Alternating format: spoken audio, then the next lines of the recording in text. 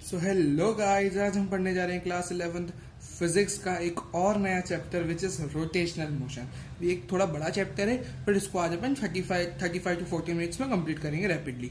ठीक है, तो शुरू करते हैं। सारे अपन मतलब मोस्टली सारी कंसेप्ट कवर करेंगे, तो कुछ डेरिवेशन या कुछ कंसेप्ट मिस भी होंगे due to rapid revision, but हाँ मैं ओवरऑल काफी कुछ अपन आज पढ़ने वाले हैं इस चैप्टर में, है ना।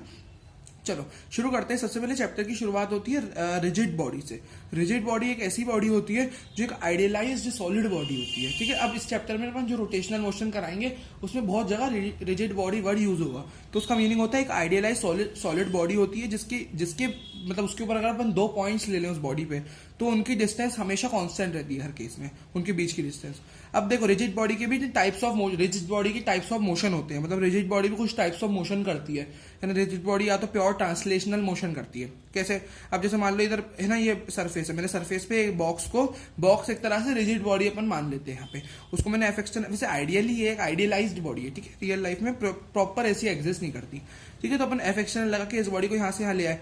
अब यहाँ पे क्या होगा, इस बॉडी के अंदर जो पॉइंट्स है उनके बीच की डिस्टेंस चेंज नहीं होगी। ठीक है, जैसे पहले 1 और 2 के बीच की डिस्टेंस x थी, तो अभी जब आप पहुंच गई अपनी फाइनल लोकेशन पे, अभी भी दोनों के बीच की डिस्टेंस x ही है। लेकिन यहाँ पे ट्रांसलेशनल मोशन में, प्योर ट्रांसलेशनल मोशन में क्या होता है, displacement of each particle with in a particular time interval is same.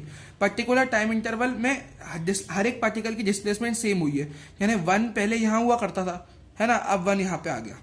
पहले 2 यहाँ हुआ करता था, यहाँ आ गया। 3 यहाँ हुआ करता था, यहाँ आ गया। सबकी डिस्प्लेसमेंट लेकिन सेम ही होगी। ठीक है, तीनों की डिस्प्लेसमेंट है डी के बराबर हो रही है। पर्टिकुलर टाइम इंटरवल में हर एक पार्टिकल की डिस्प्लेसमेंट सेम होती है। अगला होता है pure rotational motion. Rigid body का प्योर रोटेशनल मोशन कैसे होता है, angular displacement of each particle with in a particular time interval is same.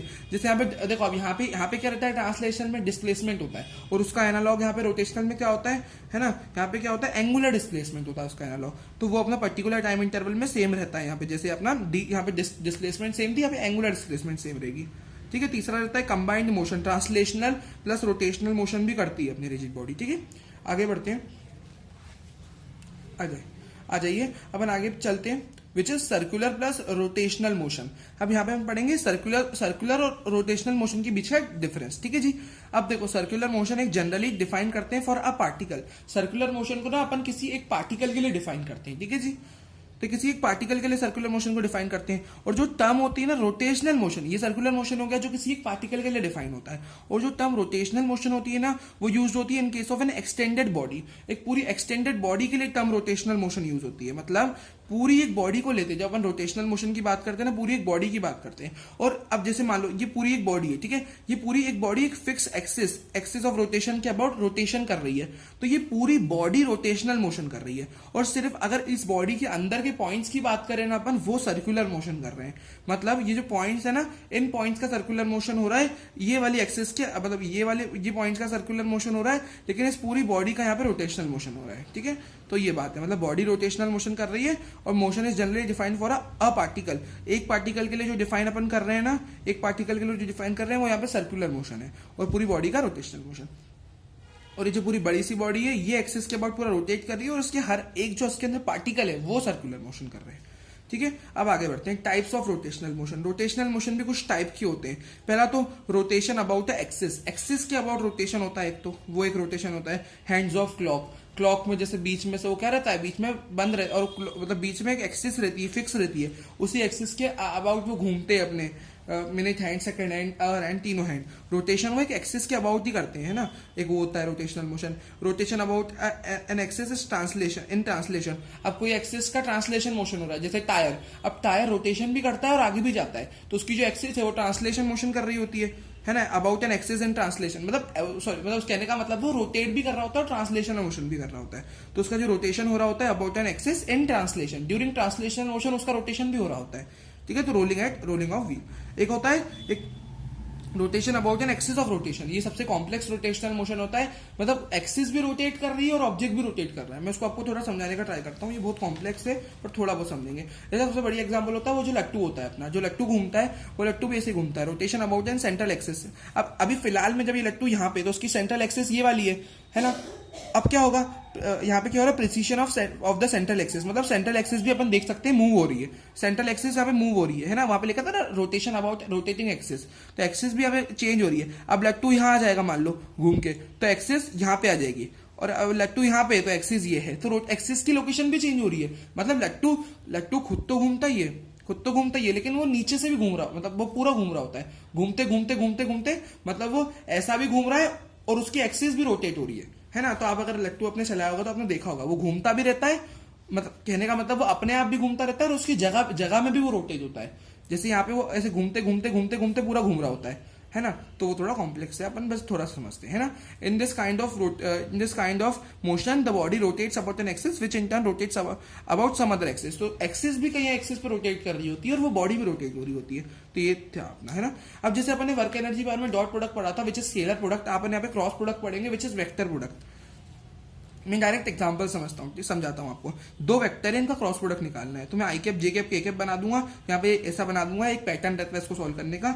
I cap वाले जो नंबर है उसके नीचे, जे कैप वाले उसके नीचे, के कैप वाले उसके नीचे। अब अगर मुझे देखो इसका पैटर्न क्या रहता है, आई कैप माइनस जे कैप प्लस के कैप, ये लिख दिया। अब आई के लिए मुझे निकालना है ना आई के ब्रैकेट में, तो मैं बंद कर दूंगा इसको और फिर मैं इनको मल्टीप्लाई करूंगा। 3 1 जा 3 और 1 1 जा 1, तो 3 माइनस 1 अंदर माइनस में लिखेंगे, है ना, अंदर अपन माइनस में लिखेंगे। ओके, एक सेकेंड, यहाँ मिस्टेक है यहाँ पे। हाँ, आई कैप को छुपा देंगे 3, हाँ ये -1 है तो सही है ठीक है। 3 इंटू -1 -3, तो -3 माइनस ऑफ 1 1 जा 1। फिर ये हो गया आई कैप के लिए माइनस जे कैप। अब जे कैप माइनस में लिखा था, इसको बंद कर देंगे। अब अपन ने पहले ऐसे मल्टीप्लाई किया था ना, अपन ऐसे चले थे ऐसे, तो फिर इसको बंद करके फिर से ऐसे चलेंगे। 2 इंटू -1 -2 और 1 इंटू 1 1 और बीच में माइनस, बीच में नंबर्स के बीच में माइनस ही रहेगा। और एक माइनस नंबर के पास ही हो तो माइनस माइनस प्लस बन जाता है और के कैप प्लस में आएगा। कैसे, अब देखो मैंने के कैप को यहाँ पे रख दिया, मतलब के कैप को प्लस में लिखते हैं और उसको मैंने के कैप को क्लोज करके अब उसके लिए अपन ऐसे चलेंगे। 2 1 जा 2 -3 1 जा 3, ये हो गया। अब इसको सॉल्व कर लेते हैं, -4 आई कैप और यहाँ पे देखो ऑलरेडी -3 बन चुका है। -3 इंटू -3 जे कैप, माइनस से माइनस करके 3 जे कैप लिखाएगा और -1 के कैप, है ना। सॉल्व कर लेते हैं। अब आगे एक क्रॉस प्रोडक्ट में जब थीटा गिवन हो तो एंगल गिवन में अपन कैसे क्रॉस प्रोडक्ट निकाल सकते हैं, ठीक है। अब जैसे वहां पे ए बी कॉस थीटा लिखते थे अपन डॉट प्रोडक्ट को, यहाँ पे अपन क्रॉस प्रोडक्ट को ए बी साइन थीटा लिखते हैं with some direction which is n cap. A b sine theta magnitude को रिप्रेजेंट करता है, एन कैप डायरेक्शन को। Since it is a vector product तो एन कैप एक डायरेक्शन आती है, ठीक है। और जो डायरेक्शन होती है ना वो अपनी ए वेक्टर के और बी वेक्टर के परपेंडिकुलर होती है, ठीक है। दोनों के परपेंडिकुलर होती है अपनी डायरेक्शन, ठीक है। डायरेक्शन यहाँ पे परपेंडिकुलर होगी दोनों वेक्टर्स के, मतलब अब देखो यहाँ पे, और यहाँ पे है ना एक प्रॉपर्टी भी होती है, a vector cross b vector बराबर होता है b vector cross a vector के, बट इन अपोजिट डायरेक्शन। तो साइन अलग अलग है, ए प्लस का इधर माइनस का, magnitude equal but direction opposite, ठीक है। अब जैसे आई कैप और जे कैप को एक एग्जांपल देते हैं। थीटा इनका 90 डिग्री क्वेश्चन में गिवन है, ए अपना 5 आई कैप है और बी 3 जे कैप है, ठीक है। अब मैं इसका ए वेक्टर क्रॉस बी वेक्टर निकालता हूँ। नॉर्मल तीनों आई कैप जे कैप के कैप तीनों दे रखी है, तो अपन नॉर्मल वाला क्रॉस प्रोडक्ट जो मैंने सिखाया वो कर सकते हैं। अपन ने जो पढ़ा जो अपन लाइंस खींच के लाइंस बना के करते हैं, ठीक है। अब यहाँ पे कैसे करेंगे जब अपने को इस तरह से दे रखा हो तो एंगल वाला, तो यहाँ पे आई कैप और जे कैप वाला है। अब थीटा 90 है ना। अब a vector cross b vector लिखने के लिए a b sine theta into n cap में करूंगा तो ए की वैल्यू तो 5 है। सिर्फ अगर मैग्नीट्यूड पहले निकालू, ए बी साइन थीटा में से मैग्नीट्यूड आता है 5 और बी है अपना 3 और साइन 90 है और n cap as it is. अपन एन कैप आखिरी में निकालेंगे, ठीक है। 5 थीटा 15, साइन 91 हो जाएगा 15, एन कैप आ जाएगा। अब डायरेक्शन देखो, डायरेक्शन अपन ने पढ़ा वो डायरेक्शन दोनों के परपेंडिकुलर होगी, ए वेक्टर के और बी वेक्टर के, यानी मतलब ए वेक्टर के जो यूनिट वेक्टर है आई कैप और जे कैप, यहाँ पे ए का आई कैप है और बी का जे कैप है, तो उन दोनों के परपेंडिकुलर वाली डायरेक्शन होगी, वो डायरेक्शन दोनों के परपेंडिकुलर होगी। तो अब कोऑर्डिनेट अपना जो कार्टेशियन कोऑर्डिनेट प्लेन है उसमें तीनों एक्सिस परपेंडिकुलर होती है, यानी आई कैप जे कैप के कैप तीनों परपेंडिकुलर होगी। अब आई कैप और जे कैप दोनों के परपेंडिकुलर तो के कैप होती है। अब वो के कैप तो होती है लेकिन के कैप माइनस वाली भी हो सकती है और प्लस वाली भी हो सकती है, ठीक है। यहाँ पे ऐसा रहता है, मतलब दोनों साइंस पे रहती है, एक प्लस वाली एक माइनस वाली। अब परपेंडिकुलर आप कह तो दोगे कि क्या, बट कौन सी माइनस और प्लस भी रहती है, इसलिए अपने को अच्छे से इसको सीखना पड़ेगा कौन सी लिखनी है। अब यहाँ पे इस केस में के कैप होगी, उसके लिए screw rule, right hand thumb rule, वो सारे रूल है, बट अपन यहाँ पे रैपिड रिवीजन है तो डायरेक्ट मैं आपको ट्रिक से बताता हूँ, ठीक है। जैसे देखो आई कैप जे कैप के कैप और आई कैप मैं इस तरह पहले लिख लूंगा, है ना। पाथ, अब ये वाला पाथ में लूंगा ना तो पॉजिटिव लिखूंगा, जब कभी मैं ऐसा चलूंगा ना पॉजिटिव लिखूंगा और ऐसा उल्टा चलूंगा तो नेगेटिव लिखूंगा, ठीक है। अब मैं सीधा चलता हूँ, सीधा चलूंगा तो पॉजिटिव लिखूंगा, आई कैप इंटू जे कैप, आई कैप क्रॉस जे कैप के कैप आएगा, क्यों, क्योंकि मैं सीधा चल रहा हूँ। जे कैप क्रॉस आई कैप ये भी पॉजिटिव आएगा और ये क्या लिखाएगा, या आई कैप मतलब उसके आगे वाला लिखाएगा, आई कैप क्रॉस जे कैप के कैप, बट प्लस में क्योंकि मैं सीधा चल रहा हूँ। जे कैप क्रॉस आई कैप, जे कैप क्रॉस के कैप आई कैप, प्लस में लिखाएगा मैं सीधा चल रहा हूँ, और फिर के कैप क्रॉस आई कैप फिर से प्लस में जे कैप उसके पीछे वाला एक, है ना। अब अगला, अब उल्टा चलूं अगर मैं, अब उल्टा आई कैप क्रॉस जे कैप लिखूं तो माइनस का जे कैप उसके आगे वाला, क्यों, क्योंकि उल्टा चल रहा हूं। के कैप क्रॉस जे कैप माइनस का आई कैप, है ना, और जे कैप क्रॉस आई कैप माइनस का के कैप, है ना। तो ये इसके रूल्स रहते हैं। अब यहाँ पे अपने वाले सिनेरियो में क्या है, एक राइट हैंड थंब रूल से भी आप करना चाहो तो आई की, अभी अपने वाले केस में आई और जे है, तो उसको अगर आप आई की डायरेक्शन में फिंगर्स को रखना और जे की डायरेक्शन में कर्ल करना, तो वो अपना एक तरह से आउटवर्ड जाएगा। जे की डायरेक्शन में कर्ल करोगे, खैर वो तो अलग रूल्स है, अपन यहाँ पे डायरेक्ट अपने जो ट्रिक पड़ी उससे सॉल्व करते हैं, ठीक है। अब यहाँ पे एन कैप है, अब एन कैप क्या आएगा अपना, अपन ने क्या करा, ए बी कर रहे हैं अपन, बी ए नहीं लिख रहे हैं, ए बी लिख रहे हैं, तो ए अपना आई कैप है और बी जे कैप, तो आई कैप क्रॉस जे कैप करना है, विच इज पॉजिटिव का के कैप, तो 15 के कैप अपना आंसर हो जाएगा, ठीक है। तो ये था पूरा अपना क्रॉस प्रोडक्ट का टॉपिक। आगे बढ़ते हैं, अब बढ़ते हैं अपन काइनेमेटिक्स ऑफ रोटेशनल मोशन पे। चलो अब देखो, अब यहाँ पे जैसे अपन v लिखते थे dx बाई dt, अब यहाँ पे लिखेंगे omega is equal to d theta by D t, analog होते हैं, v का omega d theta by D t लिखा जाएगा, a अपन d v by D T, यहाँ पे डी स्क्वायर एक्स या डी टी स्क्वायर लिखते थे अपन, वहां पे लिखते थे ये पूरा। अब यहाँ पे अल्फा, बस अपने को साइन चेंज करने, सिंबल चेंज करने, alpha is equal to D omega by D T है, D square theta by D T square. अब काइनेमेटिक्स ऑफ रोटेशनल मोशन, जैसे डेल्टा थीटा अपना एंगुलर डिस्प्लेसमेंट, वो होता है theta final minus theta initial, angular velocity omega, omega average delta theta by delta T लिख सकते हैं ना, क्योंकि अपना वेलोसिटी डिस्प्लेसमेंट बाय टाइम होता है, यहाँ पे रोटेशनल में तो delta theta by delta T, ये ओमेगा जैसे वहां अपन लिखते थे ना D S by D T, D X by D T या D S by D T, यहाँ D theta by D T, क्योंकि डिस्प्लेसमेंट यहाँ पे थीटा होता है angular displacement. Angular acceleration alpha, यहाँ पे जैसे वहां पे अपन लिखते हैं ना एक्सेलरेशन वेलोसिटी बाय टाइम, यहाँ पे अब रोटेशनल है तो एनालॉग आ जाएंगे, यहाँ पे अल्फा एवरेज आ जाएगा delta omega by delta T, है ना, वेलोसिटी बाय टाइम। अल्फा जिसको वहां पे अपन डी बाई डी टी लिखते थे, एक्सेलरेशन का D omega by D T, है ना। अब तीनों इक्वेशन ऑफ मोशन को मैं ऐसे लिख सकता हूँ, बस मैंने क्या करा, सिंबल चेंज कर दी है, v का एनालॉग ओमेगा हो गया, u का ओमेगा नॉट, a का अल्फा, s का डेल्टा थीटा, वो चेंज करके मैंने इक्वेशंस बना ली बस। अब कुछ रिलेशन होती है between angular and linear parameters, ये मैंने आपको थोड़ी बहुत बताई भी थी, है ना, अपन ने पढ़ी थी थोड़ी बहुत ही। तो अब जैसे dl इज इक्वल टू, अब देखो लेंथ ऑफ आर्क होता है l is equal to r into theta, वैसे मैं यहाँ पे लिख सकता हूँ dl is equal to r, r अपना मैंने एज इट इज लिख दिया और थीटा को मैंने डी थीटा लिख दिया, मैं छोटा वाला लिख रहा हूँ, dl is equal to d theta into r, मैं dl बाई डी टी कर दूंगा यहाँ पे, dl बाय क्या, अब देखो आगे देखो मैंने क्या कर दिया यहाँ पे, dl बाय डी टी, दोनों साइड टाइम के रिस्पेक्ट में डिफरेंशिएट कर दिया, है ना, कर सकता हूं मैं, क्योंकि वैसे डी टी से डी टी कट जाएगा, फिर अपन कर सकते हैं वो। तो यहाँ पे डी, यहाँ पे लेंथ का, यहाँ पे एक तरह की आर क्या है, एक तरह की डिस्प्लेसमेंट टाइप आप समझ लो, तो उसका डिफरेंशिएशन वेलोसिटी दे देगा अपने को, है ना। देखिए आप, उसका डिफरेंशिएशन अपने को क्या दे देगा, वेलोसिटी दे देगा। यहाँ पे मिल गई अपने को वेलोसिटी, और यहाँ पे क्या मिल जाएगा, यहाँ पे D theta by D T, यहाँ पे लीनियर वेलोसिटी, क्योंकि एल जो है अपना नॉर्मल लीनियर डिस्प्लेसमेंट हुई, और यहाँ पे थीटा है तो D theta by D T हो रहा है, तो ये अपना रोटेशनल का एनालॉग आ गया, यहाँ पे ओमेगा आर लिखाएगा, है ना। तो वी यहाँ पे लिखा जाएगा v t is equal to omega r, ये लिखाया है ना, अपन ने ये लिख दिया। यहाँ पे इसका फिर से मैं डिफरेंशिएशन कर दूं दोनों साइड, तो मुझे a t is equal to alpha r मिल जाएगा, है ना। ये सारे इसके फॉर्मूले मिल गए, वही वाला v is equal to omega r लिखा है ना, आप डायरेक्ट ऐसा लिख लो, v is equal to omega r लिख लो, a is equal to r alpha लिख लो, ये वो वाले अपने फॉर्मूले जो अपने पढ़े थे ना, थोड़े बहुत मैंने आपको बताया था, वो है ना, ये अपने फॉर्मूले हो गए, है ना। अब अपन ने लिख लिया यहाँ पे, अब है ना ये फॉर्मूला आ गया, इसका वेक्टर फॉर्म लिख सकते हो, v vector is equal to omega vector into r vector, a t vector is equal to alpha vector into r vector, ये है ना। तो अपन इसको ऐसे लिख सकते हैं ना। ओके आगे बढ़ते हैं।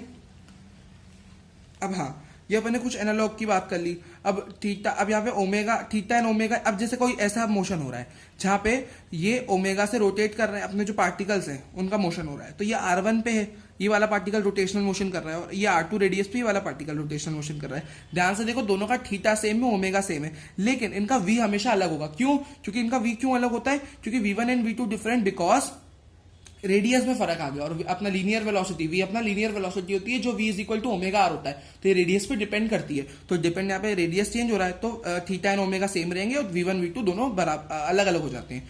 तो for this kind of motion linear velocities change होती है। और भी फॉर्मूले थे, omega is equal to v by r, omega is equal to 2 by t, omega is equal to 2 pi f, क्योंकि 1 बाई टी फ्रीक्वेंसी होती है, आप ऐसे लिख सकते हो। ठीक है जी, है ना, ये सारी चीजें अपन ने पढ़ी है ना, ऐसे लिख सकते हो आप। ओके आगे बढ़ते हैं, मोमेंट ऑफ इनर्शिया। अब मोमेंट ऑफ इनर्शिया पे बढ़ते हैं। मोमेंट ऑफ इनर्शिया यहाँ पे एनालॉग ऑफ मास होता है, मास का एनालॉग यहाँ पे मोमेंट ऑफ इनर्शिया होता है। जैसे वहां पे अपन मास बोलते थे ना, यहाँ पे अपन बोलते हैं मोमेंट ऑफ इनर्शिया। ठीक है, यहाँ पे कहते हैं मोमेंट ऑफ इनर्शिया ये एक ऐसी प्रॉपर्टी होती है ना किसी बॉडी की जिससे वो अपोज करती है any change in its state of rest और ऑफ यूनिफॉर्म मोशन। मतलब मोमेंट ऑफ इनर्शिया किसी बॉडी की वो प्रॉपर्टी होती है जो ड्यू टू विच वो अपोज करती है। अपोज क्या करती है? Change in its state of rest और यूनिफॉर्म मोशन। अपनी रेस्ट की स्टेट में यूनिफॉर्म मोशन की स्टेट को वो रेजिस्ट करती है, उसमें चेंज को वो रेजिस्ट करती है, अपोज करती है कि चेंज ना आए body, due to which it opposes any change in state of rest और यूनिफॉर्म मोशन, है ना। अब मोमेंट ऑफ इनर्शिया का जनरल फॉर्म तो अपन लिखते हैं mr², है ना, mr² लिखते हैं, विच इज यहाँ पे जो r होता है ना वो होता है perpendicular distance from the rotational axis, है ना, रोटेशनल एक्सिस से परपेंडिकुलर डिस्टेंस। मैं आपको वो फिगर से समझाऊंगा, ठीक है। और m तो अपना मास होता है। अब डिस्क्रीट पार्टिकल्स के लिए अपन ऐसे m1 m2 m3 अलग अलग रेडियस पे एक्सिस ऑफ रोटेशन पे इनका हो रहा है रोटेशन, तो MOI में मोमेंट ऑफ इनर्शिया आई को कैसे लिखूंगा? m1r1² plus m2r2² plus m3r3² plus dash dash dash, ऐसे चला जाता है, ठीक है। इस तरह अपन इसको लिख सकते हैं। ओके जी, इस तरह ही होता है, ठीक है। अब आगे बढ़ते हैं। Moment of inertia of a continuous distribution of mass. अब ये तो हो गया अपना डिस्क्रीट पार्टिकल सिस्टम। अब कंटिन्यूअस डिस्ट्रीब्यूशन ऑफ मास के लिए अपन कैसे लिखेंगे वो देख लेते हैं। चलो आगे बढ़ते हैं, है ना। यहां पे आप एक काम करना, ओके जो अपना आगे था अपन ने जो हेडिंग अभी देखी which is of moment of inertia of a continuous distribution of mass. तो मास का जब कंटिन्यूअस डिस्क्रीट पार्टिकल्स के लिए अपन ने पढ़ लिया, सबको इंडिविजुअली ऐड कर देते हैं, ठीक है। लेकिन अगर मान लो यहाँ पे तो अपने सबको इंडिविजुअली ऐड कर दिया, लेकिन अगर कोई कंटिन्यूअस बॉडी आ गई तब क्या होगा? अपन एक एलिमेंट काट के उसका इंटीग्रेशन के फॉर्म में लिखेंगे। डी छोटा, अब मेरे को उसका छोटा सा एलिमेंट है जिसका डीएम मास है, ठीक है। एक्सिस ऑफ रोटेशन पे रिजिड बॉडी रोटेट कर रही है। अब इसका मोमेंट ऑफ इनर्शिया छोटा मास है, डीएम इंटू r² हो जाएगा। अब इसका मैं इंटीग्रेशन कर दूं दोनों साइड, तो इधर आई हो जाएगा, इधर integration of r² dot DM हो जाएगा। तो ये होल बॉडी का आ गया अपने पास मोमेंट ऑफ इनर्शिया, है ना। तो मोमेंट ऑफ, और यहाँ पे ये अपन ने क्या कर दिया? कंटिन्यूअस बॉडी के लिए लिखने का तरीका सीखा इंटीग्रेशन करके, है ना। कुछ इंपॉर्टेंट बातें यहाँ पे लिखी हुई है। मोमेंट ऑफ इनर्शिया जितना ज्यादा होता है ना उतना ही रोटेशन डिफिकल्ट होता है, ठीक है। तो जिस बॉडी का जितना ज्यादा मोमेंट ऑफ इनर्शिया उतना ही डिफिकल्ट होता है रोटेशन, है ना। और कुछ एक और चीज इंपॉर्टेंट है कि जो मास एक्सिस ऑफ रोटेशन पे ही है, मतलब जैसे क्वेश्चन में ना कोई मास दे दिया एक्सिस ऑफ रोटेशन पे और उसका आप देखो कुछ निकालना हो मोमेंट ऑफ इनर्शिया वगैरह कुछ भी, मतलब यहाँ पे इतना मैं आपको बताना चाहता हूँ कि उस समय पे r परपेंडिकुलर 0 लिखाएगा, क्योंकि भाई वो एक्सिस ऑफ रोटेशन पे ही, और एक्सिस ऑफ रोटेशन से ही तो अपन मेजर करते हैं r परपेंडिकुलर को, तो उसी के ऊपर ही है, तो कोई डिस्टेंस तो हुई नहीं, तो अपना 0 हो जाता है। ये हो गया एक चीज अपने कहीं पे, एक चीज हाँ ये हो रही, हाँ मैंने आपको ये टी का मतलब नहीं बताया। VT यहाँ पे जो अपन नहीं पढ़ रहे थे relation between angular and linear parameters, तो वहां पे VT का मतलब यानी टेंजेंशियल वेलोसिटी होता है विच इज ओमेगा r, और AT का मतलब यानी tangential acceleration which is equal to alpha r, है ना। और उन्हीं का ये वेक्टर फॉर्म लिखा हुआ है ना। VT का यानी इसके नीचे T और लगा लो, तो VT का वेक्टर फॉर्म हो जाएगा VT vector is equal to omega vector into R vector, और AT का vector is equal to alpha vector into cross R vector, मतलब इंटू R वेक्टर, है ना। तो उनको मैंने मल्टीप्लाई में ही लिखा है, मतलब जैसे मैं लिख रहा हूँ, बट मैंने यहाँ पे क्या कर दिया वेक्टर फॉर्म में इसको लिख दिया, है ना। Omega vector into R vector और alpha vector into R vector. तो पहला वाला VT का, दूसरा वाला AT का फॉर्मूला हो गया। बस कुछ नहीं करा मैंने, उन दोनों के फॉर्मूले पे वेक्टर का साइन लगा दिया और ये फॉर्मूले हो गए जिनको मैंने डिफरेंशिएशन से निकाल दिया, ठीक है। आगे बढ़ते हैं, है ना। यहां तक अपन ने पढ़ लिया। अब पढ़ते हैं मोमेंट ऑफ इनर्शिया के बारे में, और जिसका डायमेंशन होता है ml2t0 kg मीटर स्क्वायर इसकी ऐसा यूनिट होती है। मोमेंट ऑफ इनर्शिया डिपेंड करता है मास पे, है ना, डिस्ट्रीब्यूशन ऑफ मास पे and on the position of axis of rotation. Moment of inertia कुछ रेगुलर शेप्ड बॉडीज का अबाउट स्पेसिफिक एक्सिस, ये काफी इंपॉर्टेंट है, इससे बहुत क्वेश्चन आते हैं अपने। अब सारे शेप्स के मैं आपको मोमेंट ऑफ इनर्शिया बताता हूँ। जैसे पहले अपन रॉड की बात करते हैं, मास m की और लेंथ l की एक रॉड है जिसका इस एक्सिस के स्पेसिफिक एक्सिस के अबाउट पढ़ रहे हैं अपन। इस एक्सिस के अबाउट इसका मोमेंट ऑफ इनर्शिया लिखा जाएगा ml²/3। कब? जब ये वाली एक्सिस हो, है ना, ये वाली एक्सिस, है ना, जब ऐसी वाली एक्सिस हो जो इसके इस ऐसे हो, तो इस पे ml²/3 लिखा जाएगा। और सेंटर से पास होने वाली एक्सिस के लिए लिखा जाएगा मोमेंट ऑफ इनर्शिया ml²/12, है ना। ये कब के लिए? जब सेंटर से पास हो रही हो अपनी एक्सिस ऑफ रोटेशन, तो ml²/12, है ना। अब आगे बढ़ते हैं अब आगे बढ़ते हैं अब यहाँ पे देखो, यहाँ पे जो एक्सिस ऑफ रोटेशन है वो अपनी कुछ इस तरह पास हो रही है, तब अल्फा एंगल पे, तो तब लिखा जाएगा ml²/12 sin² अल्फा। और जब ऐसे पास हो रही हो तो एक्सिस ऑफ रोटेशन, तो अल्फा एंगल पे I is equal to ml²/3 sin² alpha, है ना। अपन बढ़ते हैं रिंग के लिए। रिंग क्या रहती है? रिंग के लिए अगर इधर से एक्सिस ऑफ रोटेशन पास हो रही है तो mr² लिख सकते हैं, है ना। और डिस्क के लिए अपन कैसे लिख सकते हैं? mr²/2 होगा। हॉलो सिलेंडर के लिए mr² होगा। सॉलिड सिलेंडर के लिए mr²/2 होगा। ये सबका मोमेंट ऑफ इनर्शिया लिखा हुआ है, ठीक है जी। अब यहाँ पे हॉलो स्फेयर के लिए अपन लिख सकते हैं I is equal to 2/3 mr², है ना, और सॉलिड स्फेयर के लिए अपन लिख सकते हैं 2/5 mr²। अब आप देखोगे कि सॉलिड वाली जो चीजें हैं, अब जैसे रिंग डिस्क क्या हो गई, रिंग का सॉलिड फॉर्म हो गया तो उसका मोमेंट ऑफ इनर्शिया कम है, और जो सॉलिड स्फेयर है उसका हॉलो से कम है मोमेंट ऑफ इनर्शिया, है ना। और यहाँ पे आप देख सकते हो, और यहाँ पे अगला क्या है अपना, अगला जैसे एक चीज है सॉलिड जो अपना सिलेंडर था उसका भी मोमेंट ऑफ इनर्शिया हॉलो वाले से कम है ना। तो इसका आप इस तरह देख सकते हो, इस तरह मोमेंट ऑफ इनर्शिया आप ऐसे याद रख सकते हो कि सॉलिड वाले का कम होता है ना। अब अपन आगे बढ़ते हैं परपेंडिकुलर एक्सिस थ्योरम और parallel axis theorem. Perpendicular axis theorem क्या कहती है, जैसे मान लो ये एक डिस्क है, अब डिस्क पे से एक्सिस पास हो रही है, एक आई जेड, आई एक्स और आई वाई। अब आई जेड वाली तो नॉर्मल अपनी वाली एक्सिस है, नॉर्मल वाली जिसका अपन ने mr²/2 लिखा, लेकिन आई एक्स और आई वाई पे अगर मुझे निकालना हो मोमेंट ऑफ इनर्शिया तब मैं कैसे निकालूंगा, ठीक है। तो I z is equal to I y plus I z, तो मतलब जो जिससे मुझे आई जेड को लिखना है तो वो बराबर हो जाएगी इन दोनों जो प्लेन्स पे लाई कर रही है ना, जो दो आपस में परपेंडिकुलर है उनके सम के बराबर हो जाएगा। ये अपना परपेंडिकुलर एक्सिस थ्योरम होती है। Due to symmetry I x बराबर आई वाई अपन लिख सकते हैं ना, आई एक्स बराबर आई वाई क्यों लिख सकते हैं, क्योंकि ये तो अपनी अलग हो गई और सिमेट्री से अपन इन दोनों को बराबर कह सकते हैं, ठीक है। तो मतलब कुल मिला के आई जेड बराबर हो गया 2 टाइम्स ऑफ आई एक्स, मैंने क्या लिख दिया, I x 2 times of I x, है ना, क्योंकि ये बराबर था I z is equal to I y plus I x, I y और आई एक्स सिमेट्री से बराबर थी, तो मैंने क्या कर दिया 2 टाइम्स ऑफ आई एक्स लिख दिया, आई जेड की वैल्यू mr²/2 पुट कर दी मैंने यहाँ पे, क्योंकि वो तो मुझे ऑलरेडी पता थी ना वो वाली वैल्यू। तो ये देखो mr²/2 लिख दी, और यहाँ पे क्या बचा 2 टाइम्स ऑफ आई एक्स, 2 को नीचे ले गया और आई वाई मेरा आ गया, आई वाई बोल लो या आई एक्स बोल लो दोनों तो बराबर ही, तो दोनों के लिए mr²/4 लिखाएगा।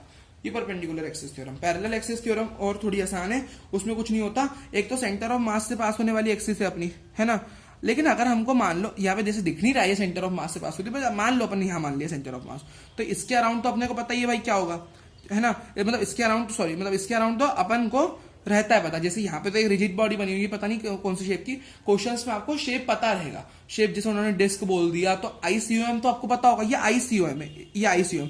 यहाँ तो नॉर्मल एक रिजिड बॉडी बनी हुई है, आपको पता नहीं कौन सी, क्वेश्चन में जैसे डिस्क ले दी तो ICOM आप खुद ही mr²/2 लिख लोगे, है ना। और एक्सिस ऑफ रोटेशन आपको इससे पैरेलल वाले की निकालनी है जिसकी दोनों के बीच की दूरी d है। अब जैसे क्वेश्चन में डिस्क या रिंग वगैरह दे दी तो जनरली d अपना रेडियस के बराबर होता है ना, तो अपन mr² भी लिखते हैं उसको md² को, लेकिन हाँ जनरली अपन देखें तो आई, अब ये जो आई वाला जो अपना अननोन वाला आई है, जो इस एक्सिस के अबाउट मुझे मोमेंट ऑफ इनर्शिया निकालना है, तो वो जाएगा ICOM प्लस md², तो मुझे आई की वैल्यू मिल जाएगी, है ना। ये होता है पैरेलल एक्सिस थ्योरम। अब हम बढ़ते हैं रेडियस ऑफ गायरेशन की तरफ। रेडियस ऑफ गायरेशन के it is defined as the distance, जब कोई भी जो अपनी रिजिड बॉडी है, ठीक है, जिसका मास m है, एक्सिस ऑफ रोटेशन के अराउंड वो रोटेट कर रही है। अब मैंने उस पूरी बॉडी का मास एक पर्टिकुलर पॉइंट पे कंसंट्रेट कर दिया, एक छोटा सा मान लिया उसको, तब उस पॉइंट की जो डिस्टेंस होगी ना एक्सिस ऑफ रोटेशन थे वो रेडियस ऑफ गायरेशन होगी। तो it is defined as the distance between axis of rotation and the point where the whole mass of the body is supposed to be concentrated, तो उन दोनों के बीच की distance को अपन k बोलते हैं, which is radius of gyration। और इसका जनरल फॉर्मूला होता है I is equal to mk², k की वैल्यू यहां से निकाल लो √I/m, ठीक है। और इसका डायमेंशनल फॉर्मूला होता है ml2t नहीं सॉरी वो तो टॉर्क का होता है ना, तो यहाँ पे इसको लिख सकते हैं k is equal to √I/m, क्योंकि मैंने क्या करा m को नीचे ले गया रूट लगा दिया, तो ये था रेडियस ऑफ गायरेशन। अगला टॉपिक आ जाता है अपना टॉर्क। टॉर्क को अपन लिख सकते हैं, टॉर्क होता है टाउ, टाउ से रिप्रेजेंट करते हैं, जिसकी यूनिट होती है न्यूटन इंटू मीटर। ml2t-2 उसका डायमेंशनल फॉर्मूला होता है ना। अब टॉर्क क्या होता है ना, एक torque is nothing but N axial vector. Torque एक एक्सियल वेक्टर होता है, ठीक है, जिसकी डायरेक्शन होती है ना, डायरेक्शन क्या लिखा है यहाँ पे, direction right hand thumb rule से अपन डिफाइन करते हैं। इसकी डायरेक्शन निकालने के लिए राइट हैंड थंब रूल का यूज होता है, ठीक है। देखो ये एक फिजिकल एजेंसी होती है which is responsible for change in state of rotation. जैसे फोर्स होता था, फोर्स अपना ट्रांसलेशनल मोशन की स्टेट में चेंज लाने के लिए होता था, टॉर्क क्या करता है, रोटेशनल मोशन में चेंज लाने के लिए टॉर्क का यूज होता है। मतलब physical agency which causes rotational motion या which is responsible for change in state of rotational motion, है ना। तो टाउ को अपन लिखते हैं आर परपेंडिकुलर एफ। इसके काफी सारे फॉर्मूले होते हैं, देखो या तो उसको आर परपेंडिकुलर एफ लिख लो या आर एफ परपेंडिकुलर लिख लो या आर एफ साइन थीटा लिख लो। टाउ को ऐसे भी लिखते हैं vector form, r vector cross f vector, इसका वेक्टर फॉर्म होता है ना। तो ये रहता है इसका पूरा, है ना, तो ये टाउ रहता है। ml2t-2 या न्यूटन पर मीटर इसका डायमेंशनल फॉर्मूला यूनिट होती है, ठीक है। ये सारी चीजें अपन ने पढ़ ली। अब आगे बढ़ते हैं, ये टॉर्क था, है ना। टॉर्क को मोमेंट ऑफ फोर्स भी कहते हैं। अब every force is not capable to produce torque. अब जैसे ये पाना है, अब पाने से मैं नट को कस रहा हूं, अब मैंने क्या करा, ऐसा फोर्स लगाया, ठीक है, ऐसा फोर्स एकदम सीधा ऐसे परपेंडिकुलर, अगर मैं ऐसा फोर्स लगाऊं मतलब तो क्या होगा, और यहाँ पे यहाँ से यहाँ तक की दूरी एक्सिस ऑफ रोटेशन हो गई, जिसको अपन आर परपेंडिकुलर कह रहे हैं, और मान लो अगर मैं इसको ऐसे घुमाऊंगा तो ये नीचे की डायरेक्शन में ऐसे घूमेगा पाना अपना, ठीक है। तो इसकी डायरेक्शन कैसे निकाल सकते हो आप? इसकी डायरेक्शन आप निकाल सकते हो, यहाँ पे क्या करना रहता है, मतलब इसको अपन ऐसे हाथ एक्सिस ऑफ रोटेशन की तरफ अपने को अपने हाथ रखने हैं और एफ की डायरेक्शन में कर्ल करने होते हैं, है ना। तो अपनी एक्सिस ऑफ रोटेशन ऐसी है, एक्सिस ऑफ रोटेशन ऐसी जा रही है और मैंने एफ की डायरेक्शन में कर्ल कर लिया, एफ की डायरेक्शन एफ नीचे आ रहा है तो उसको मैंने कर्ल कर लिया और उंगली मेरी अंदर की तरफ जा रही है, तो टाउ वेक्टर इनवर्ट्स है, उसकी डायरेक्शन ऐसे निकलती है राइट हैंड थंब रूल से। This force is not capable to produce torque. कौन सा वाला फोर्स? जब मैं ऐसा फोर्स लगा दूं। अब देखो पाने को अगर ऐसे यहां से दबाने लग जाओगे फोर्स से तो वो तो घुमा नहीं पाएगा, वो नट को कस नहीं पाएगा, तो ऐसे फोर्स से तो कुछ काम होगा नहीं। क्यों? क्योंकि यहाँ पे थीटा, जब थीटा 0 डिग्री या 180 डिग्री होता है ना, तो साइन 0 और साइन 180 0 के बराबर होता है, और आर एफ साइन थीटा में अगर आप पुट करोगे तो पूरा टॉर्क यहाँ पे 0 हो जाता है, ठीक है, पूरा टॉर्क यहाँ पे 0 हो जाएगा। तो इसलिए मतलब कुछ जब इन एंगल पे 0 डिग्री 180 डिग्री पे जब टॉर्क की आप वैल्यू निकालोगे तो आपको 0 मिलेगी। तो इन डिग्रीज पे अगर अपन फोर्स लगाएंगे इन डिग्री पे तो अपना 0 आएगा टॉर्क, ठीक है। अब ये हो गया। अब अगला कंसेप्ट है अपना फोर्स कपल। फोर्स कपल होता है ऑलवेज कॉज रोटेशनल मोशन। ये एक ऐसा फोर्स कपल ना दो फोर्सेस से मिलकर बना होता है जो हमेशा रोटेशनल मोशन कराता है, कभी भी ट्रांसलेशनल मोशन नहीं कराता। Force couple pair of forces को कहते हैं जिनका सेम मैग्नीट्यूड होता है लेकिन वो अपोजिट डायरेक्शन में एक्ट करते हैं, है ना। जैसे मान लो ये फोर्स है, ये एक अपना स्टीयरिंग व्हील है। अब एक मैंने दोनों हाथ से पकड़ा, एक हाथ नीचे फोर्स लगाएगा और दूसरा उस समय ऊपर फोर्स लगाएगा, तो ये एक दूसरे को क्या करते हैं, इनका जो एफ नेट है वो तो 0 हो जाता है क्योंकि एक पॉजिटिव फोर्स एक नेगेटिव फोर्स से कट के 0, लेकिन इनका नेट जो टाउ होता है, नेट टॉर्क कभी 0 नहीं होता। और वो क्यों नहीं 0 होता? क्योंकि आप देखते ही हो दोनों साइड से फोर्स लग भी रहा होता है, स्टीयरिंग व्हील फिर भी घूमता है, मतलब उसमें कुछ ना कुछ एक्सटर्नल एजेंसी होगी जो उसके टॉर्क को प्रोड्यूस करवा रही होगी, क्योंकि टॉर्क के बिना रोटेशनल मोशन नहीं हो सकता, रोटेशनल मोशन हो रहा है मतलब टॉर्क होगा वहां पे, तो वहां पे टॉर्क नेट 0 नहीं होता, मतलब tau 1 plus tau 2 is not equal to 0, ठीक है। ये हो गया अपना फोर्स कपल। अब अगला टॉपिक अपना मैकेनिकल इक्विलिब्रियम। कुछ नहीं होता यहाँ पे, अगर मैं बात करूं जैसे मैं ट्रांसलेशनल इक्विलिब्रियम कहता हूं तो उसमें क्या रहता है, एफ नेट अपना 0 रहता है, नेट फोर्स अगर मैं 0 कर दूं तो अपना ट्रांसलेशनल इक्विलिब्रियम होता है, और नेट टॉर्क 0 कर दूं तो रोटेशनल इक्विलिब्रियम, और अगर ये दोनों साथ में होने लग जाए तो मैकेनिकल इक्विलिब्रियम। जैसे अपने पढ़ा था ना, मैकेनिकल एनर्जी क्या होती है, kinetic energy plus rotational energy, तो वैसे याद रख सकते हो। मतलब मैकेनिकल वर्ड अपन मतलब दो चीज, खैर वो तो मैं आपको याद करने का तरीका बता रहा हूँ, बट इसको आप सीधा इतना समझो कि मैकेनिकल इक्विलिब्रियम है ना, तो वहां पे क्या होगा, एफ नेट भी 0 और टाउ नेट भी 0, दोनों 0 हो जाए, एक की नहीं दोनों 0 हो जाए तो मैकेनिकल इक्विलिब्रियम, ठीक है, हो जाता है। तो ये रहती है अपनी मैकेनिकल इक्विलिब्रियम की कंडीशन, जब रोटेशनल और ट्रांसलेशन दोनों इक्विलिब्रियम हो जाए तो वो होता है अपना मैकेनिकल इक्विलिब्रियम, है ना। अब देखो, हाँ ये दो सिंबल होते हैं, क्रॉस अगर मैं शो कर दूं तो इनवर्ट्स को शो करता है, डॉट आउटवर्ड्स को, क्योंकि ये चैप्टर में डायरेक्शन बहुत है तो ये सिंबल्स यूज होते हैं। अब जैसे और भी एनालॉग, फोर्स का एनालॉग यहाँ पे टाउ होता है, टॉर्क जैसे मैंने बताया ना, फोर्स अपना ट्रांसलेशनल मोशन कराता है, टॉर्क रोटेशनल मोशन, जिससे मास होता था मोमेंट ऑफ इनर्शिया, ये भी पढ़ा अपने। अब एक और काफी इंपॉर्टेंट चीज, analogy with Newton second law of motion. अब जैसे वहां पे Newton second law of motion में अपने पढ़ा था, dp vector by dt is equal to force वहां पे डीपी वेक्टर बाय डीटी था। अब यहाँ पे क्या हो जाएगा, बस एनालॉग चेंज कर दो उसके, tau vector is equal to dl vector by dt. अपने एल पढ़ा नहीं, एल आपका होता है एंगुलर मोमेंटम, वो अपन आगे पढ़ेंगे। जैसे यहाँ लीनियर मोमेंटम होता है ना, यहाँ एंगुलर मोमेंटम होता है ना। टाउ एक्सटर्नल यहाँ पे 0, जैसे वहां एफ एक्सटर्नल 0 होता था ना, यहाँ टाउ एक्सटर्नल 0 कर देंगे तो ये 0 के बराबर, यानी एल वेक्टर कांस्टेंट, यानी l initial is equal to l final. अब जैसे इसी कंडीशन को अपन पीसीएलएम बोलते थे, principle of conservation of linear momentum, यहाँ कहते हैं principle of conservation of angular momentum, PCM, है ना। जैसे f is equal to m a लिखते थे, यहाँ पे tau is equal to I alpha लिखा जाएगा, है ना, tau is equal to I alpha अपन लिखेंगे, है ना।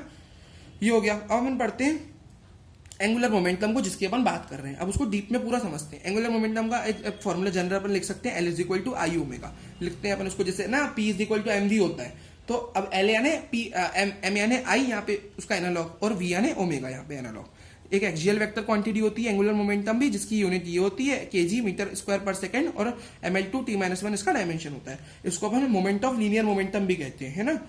और इसका वेक्टर फॉर्म होता है l vector is equal to r vector cross p vector, है ना। इधर भी अपने को क्रॉस प्रोडक्ट का रहता है, मतलब आर वेक्टर और पी वेक्टर को मैं लिख सकते हैं एम वी वेक्टर, और एम वेक्टर को मैं अलग करके r vector cross p vector लिख सकता हूं।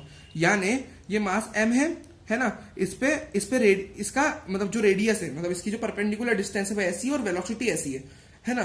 तो उसको मैं कैसे लिख सकता हूं, देखो यहाँ पे क्या होगा, आर की डायरेक्शन में फिंगर्स रखनी है और वी की डायरेक्शन में कर्ल करनी है। तो देखो मैंने आर की डायरेक्शन में फिंगर्स को रखूंगा और वी की डायरेक्शन में कर्ल करूंगा, है ना।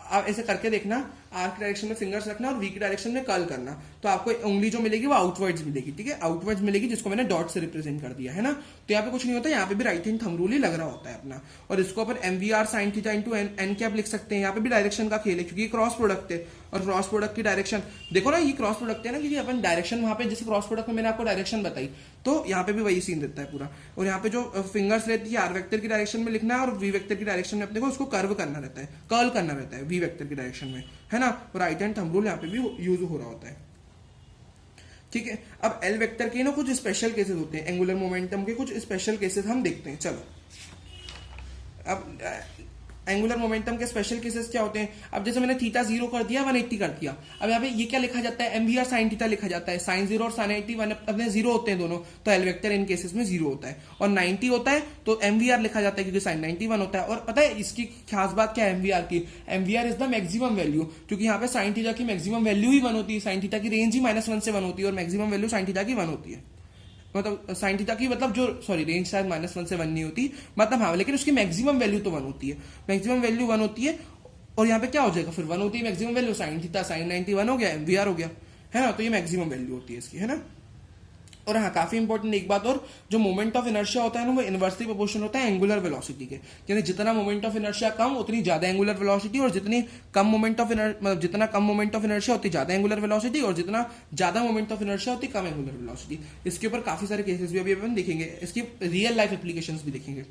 अब एल वेक्टर किसी सिस्टम ऑफ पार्टिकल्स के लिए मेरे को एंगुलर मोमेंटम लिखना है, तो देखो जैसे मैंने एक सिस्टम ऑफ पार्टिकल्स लिया है ना, 4 यहाँ पे पार्टिकल्स मैंने ले लिए 1 2 3 4, जिनकी ओरिजिन से ओ पॉइंट से डिस्टेंस से इनकी रेडियस है, मतलब इनकी जो परपेंडिकुलर डिस्टेंस समझ लो R1 R2 R3 R4।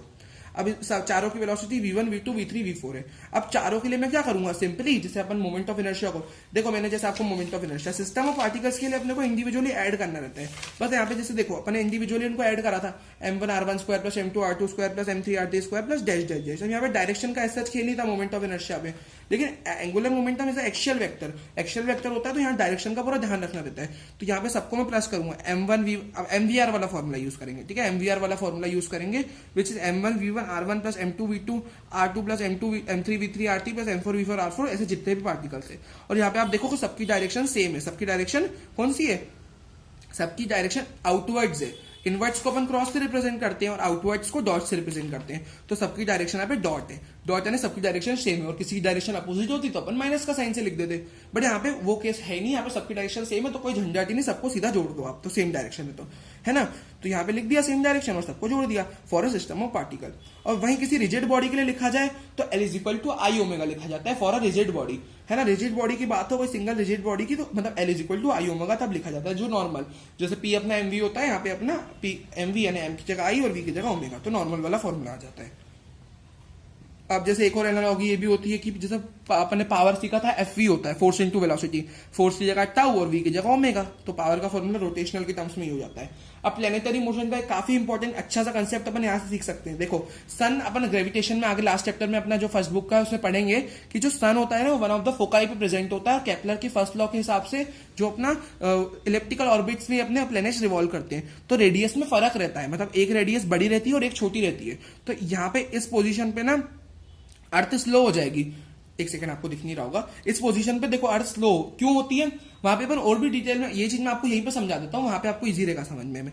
क्योंकि यहाँ पे स्लो क्यों, क्योंकि यहाँ पे रेडियस बड़ी हो गई, और रेडियस बड़ी हो गई तो मैंने आपको बताया मोमेंट ऑफ इनर्शिया अपना क्या होता है, मोमेंट ऑफ इनर्शिया mr² होता है। अब मास ऑफ अर्थ हो गया और रेडियस, अब रेडियस जितनी बढ़ेगी उतना मोमेंट ऑफ इनर्शिया बढ़ जाएगा, डायरेक्टली प्रोपोर्शनल है, और रेडियस तो यहाँ पे बड़ी हुई है ना, R1 तो ज्यादा है ना, तो यहाँ पे मोमेंट ऑफ इनर्शिया बढ़ गया, और मोमेंट ऑफ इनर्शिया बढ़ गया, और मैंने बताया कि मोमेंट ऑफ इनर्शिया और angular velocity they are inversely proportional to each other, तो ओमेगा कम हो जाएगा, इसलिए इस पोजीशन पे अर्थ अपना स्लो चलेगी। और जब यहीं पे रेडियस कम हो गया, moment of inertia come, omega बढ़ गया अपना, तो यहाँ पे स्पीड बढ़ जाएगी, अर्थ फास्ट जाएगी। तो ये प्लेनेटरी मोशन का एक रियल लाइफ एप्लीकेशन जो अपन ने मोमेंट ऑफ इनर्शिया और एंगुलर वेलोसिटी की जो रिलेशन है उससे अपन सीख सकते हैं। अब एंगुलर वेलोसिटी की और मोमेंट ऑफ इनर्शिया की रिलेशन से अपन और भी रियल लाइफ केसेस देखते हैं, जैसे मैन कैरिंग हैवी वेट्स, तो इससे बहुत क्वेश्चन आते हैं, थ्योरी क्वेश्चन भी आते हैं। तो हैवी कोई मैन अगर heavy weights, a man carrying heavy weights, तो वो रहता है, मतलब अगर अब मैं आपको और अच्छे से समझाऊं ना, तो यहाँ पे हैवी वेट्स वाला अपन नहीं समझते, मैं आपको थोड़ा इजी वाला बताता हूँ, हैवी वेट्स वाला छोड़ दीजिए, मैं आपको थोड़ा एक इजी वाला बताता हूँ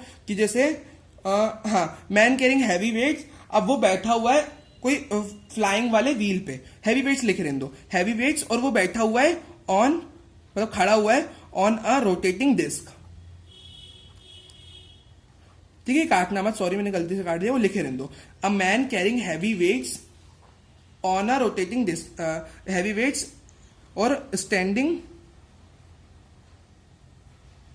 ऑन अ रोटेटिंग डिस्क। तो मान लो एक कोई आदमी है, उसने हैवी वेट्स पकड़ रखे है ना, और he is standing on a rotating disc. तो जिस डिस्क पे वो खड़ा है ना, वो रोटेट कर रही है, तो उसको ऐसा प्रतीत होगा कि जब वो उसने पकड़ रखा है, तो वो जब अपने हाथों को या जो मास है उनको अपने पास ले आएगा ना, तो क्या हो गया, डिस्टेंस कम हो गई, डिस्टेंस कम हो गई ना। जैसे मान लो वो रोटेट कर रहा है, तो उसकी बॉडी से बॉडी के बीच में से जाती हुई एक्सिस ऑफ रोटेशन होगी जो वर्चुअल होगी।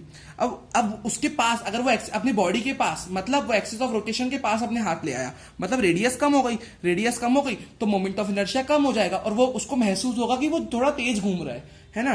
तो a man carrying heavy weights standing on a rotating disc. तो जब वो अपने हाथों को क्लोज रख लेगा तो उसकी स्पीड उसको बढ़ी हुई महसूस होगी, और दूर कर लेगा अपने हाथों को तो उसको लगेगा उसकी स्पीड कम हो गई है। तो ये क्या रहता है, एक बैलेट डांसर्स जो रहते हैं, वो जब उनको अपना डांस फास्ट दिखाना रहता है, तो वो अपने हाथों को या अपनी बॉडी को सिकुड़ लेते हैं, तो क्या रहता है, उनका मोमेंट ऑफ इनर्शिया कम होता है, अपने हाथ को अंदर कर लेते हैं वो, तो उनका रेडियस कम हो जाता है, परपेंडिकुलर डिस्टेंस कम हो जाता है, मतलब मोमेंट ऑफ इनर्शिया कम हो जाता है, तो वो थोड़ा फास्टली घूम पाती है। अगर उनको डांस करना रहता है तो वो फिर फास्ट रोटेशन कर पाती है डांस के दौरान। एक डाइवर है, अब जैसे स्प्रिंग वाली, वो नहीं स्विमिंग पूल रहता है, तो स्विमिंग पूल में ऊपर से कूदते हैं अपन, तो कूदते हैं ना, तो थोड़ी बॉडी को अपनी मोड़ लेते हैं, तो अपने हाथ वगैरह को अंदर कर लेते हैं ताकि उनका रोटेशन तेज हो पाए, मतलब एंगुलर वेलोसिटी बढ़ जाती है कि रोटेशन, मतलब वो ना ऐसे नहीं घूम घूम के नीचे गिरते हैं, तो पानी के अंदर घूम घूम के जो गिरते हैं तो उनका रोटेशन फास्ट हो जाता है। तो ये रहता है क्योंकि वो अपने हाथ को अंदर कर लेते हैं। तो ये सारे इसके रियल लाइफ केसेस है।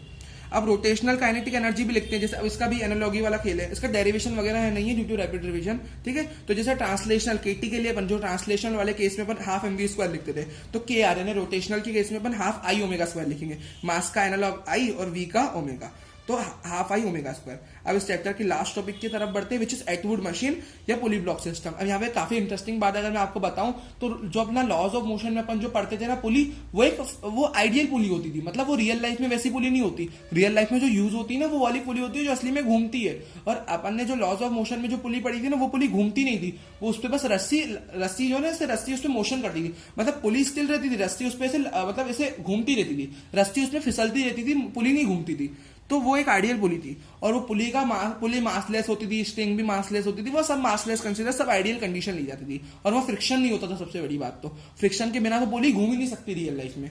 अब रियल पुली मैं आपको यहाँ पे समझाता हूँ, क्योंकि यहाँ पे रोटेशनल मोशन पढ़ रहे हैं और पुली भी रोटेशन करती है, तो मैं आपको रियल रोटेशनल वाली पुली बताता हूँ। देखो, अब अगर आप यहाँ पे नोटिस करो तो यहाँ पे ये रियल वाली पुली है, यहाँ पे क्या है, पुली का कुछ ना कुछ क्या है, यहाँ पे पुली का कुछ ना कुछ मास भी है, पुली रोटेट भी कर रही है, और पुली क्या कर रही है, साथ ही साथ उसकी स्ट्रिंग जो है उस पर स्लाइड हो रही है। वहां पे सिर्फ स्लाइड होती थी, पुली नहीं घूमती थी, यहाँ पे स्ट्रिंग भी स्लाइड हो रही है और पुली भी घूम रही है, तो एक रियल पुली है ये। अब देखो यहाँ पे मैं आपको शॉर्ट में बता रहा हूँ, ठीक है, रैपिड डिवीजन है, तो पुली और स्ट्रिंग के बीच में फ्रिक्शन होता है, ऑब्वियसली फ्रिक्शन तो हर जगह होता है। अब पुली और रस्सी एक दूसरे में बीच में फ्रिक्शन तो आएगा, क्योंकि एक दूसरे के ऊपर फिसल रहे हैं, पुली और रस्सी एक दूसरे से घिसट रहे हैं, तो और घूम रहे हैं फिर वो, और फ्रिक्शन आ रहा है उनके बीच में, और उनके बीच में फ्रिक्शन आ रहा है, तो फ्रिक्शन ही उनको एक फोर्स प्रोवाइड कर रहा है जिससे वो घूम पा रही है, एक रोटेशनल इफेक्ट वहां से जनरेट होता है ड्यू टू फ्रिक्शन। तो यहाँ पे जो एटवुड मशीन है जो रियल वाली, उसमें फ्रिक्शन ही अपना रोटेशन का मेन रोल प्ले करता है। तो फ्रिक्शन फोर्स इज जो फ्रिक्शन फोर्स एफ होता है इज क्या लिखा है, is responsible for the rotational motion. तो इस केस में जो फ्रिक्शनल फोर्स है वही रिस्पॉन्सिबल होता है रोटेशनल मोशन ऑफ द पुली के लिए, causing rotational motion of the pulley, friction force F causing rotational motion of pulley. तो फ्रिक्शन फोर्स के कारण यह पुली का रोटेशनल मोशन हमको देखने को मिलता है। और यहाँ पे वही अपने, और ये कंडीशन देखो, इस तरह आप फ्रिक्शन को यहाँ शो कर सकते हो रस्सी और पुली के बीच में, है ना, दोनों एक दूसरे पे फ्रिक्शन लगाते हैं। और M2 मास M1 मास, तो वही अब जो मास भारी होगा, जैसे अभी यहाँ पे M1 मान लो भारी, तो नीचे के डायरेक्शन में एक्सेलरेशन हो रहा है, फिर इसका ऊपर टेंशन 1 टेंशन 2, ये सारी टेंशन है, नॉर्मल अपने केसेस लिखे हुए हैं। बाकी जो रियल पुली है ये घूमती भी है, ठीक है। तो ये अपना पुली वाला था, विच इज जिसको अपन एटवुड मशीन भी कहते हैं इंग्लिश में, है ना, और पुली भी कहते हैं, दोनों चीजें कहते हैं। तो ये हो गया अपना पूरा चैप्टर कंप्लीट, इसी के साथ रोटेशनल मोशन भी कंप्लीट हो गया। तो thank you for watching this video, please do like share and subscribe the channel. Bye bye.